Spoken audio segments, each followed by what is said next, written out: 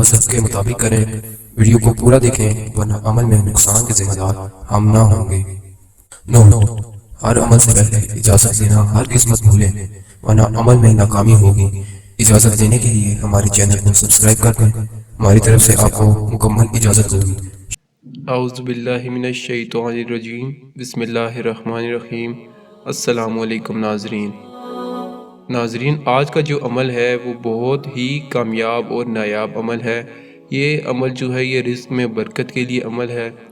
آج کل کے دور میں خصوصاً یہ جو کرونا وائرس کا دور چل رہا ہے، اس میں ہر کوئی اپنے مال اور رزق کے لیے پریشان ہے، لیکن آج جو عمل لایا ہوں اس میں اتنی تاثیر اور اتنی برکت ہے کہ آپ کو سمجھ نہیں آئے گی کہ یہ آپ کے پاس رزق آ کہاں سے رہا ہے۔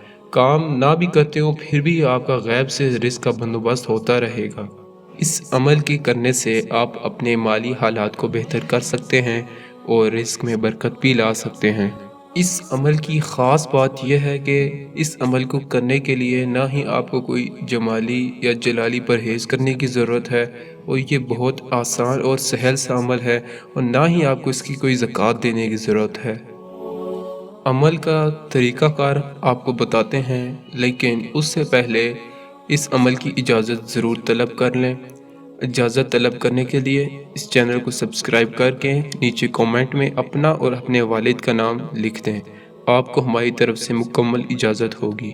چلیے اب عمل کی جانب بڑھتے ہیں۔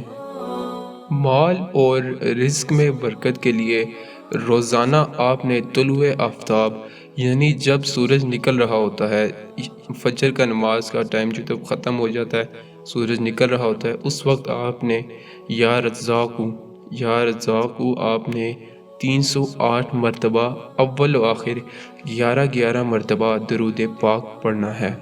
آپ درود پاک کوئی بھی پڑھ سکتے ہیں، لیکن اگر آپ نماز والا درود پاک پڑھتے ہیں تو زیادہ ٹھیک رہے گا۔ اس عمل کو آپ نے پورے یقین بھروسے کے ساتھ کرنا ہے اور پورے دل کے دماغ یقین کے ساتھ کرنا ہے کہ یہ عمل ضرور کامیاب ہوگا۔ آپ کو اللہ پہ پورا یقین ہونا چاہیے۔ اس عمل کو آپ نے کرنا ہے طلوع آفتاب کے ٹائم 308 مرتبہ یا رزاقو پڑھنا ہے، اول و آخر 11 مرتبہ درود پاک کے ساتھ، تو کبھی بھی آپ کو مالی پریشانی کی شکایت نہ رہے گی۔ غیب سے رزق کا بندوبست ہوتا رہے گا۔ کام نہ کرنے کے باوجود بھی اس بات کی سمجھ نہیں آئے گی کہ پیسے کہاں سے آ رہے ہیں۔ اگر طلوع آفتاب کے وقت پڑھنا مشکل ہو تو آپ اس عمل کو نماز فجر کے بعد بھی کر سکتے ہیں، لیکن جو مزہ اور فائدہ طلوع آفتاب کے وقت ہے وہ فجر کی نماز کے بعد کا نہیں ہے۔ اگر آپ اس کو سورج طلوع ہونے کے وقت پڑھیں گے تو اس عمل کی تاثیر بھی زیادہ ہوگی۔ ناظرین، یہ تھا آج کا ایک آسان اور سہل سا عمل۔ اگر آپ مزید اسی طرح کے آسان اور سہل عملیات چاہتے ہیں تو اس چینل کو بھی سبسکرائب کر دیں۔ اگلی ویڈیو تک کے لیے مجھے دیجیے گا اجازت، تب تک مجھے اپنی دعاؤں میں یاد رکھیے گا، اپنا اور اپنوں کا خیال رکھیں۔ اللہ حافظ۔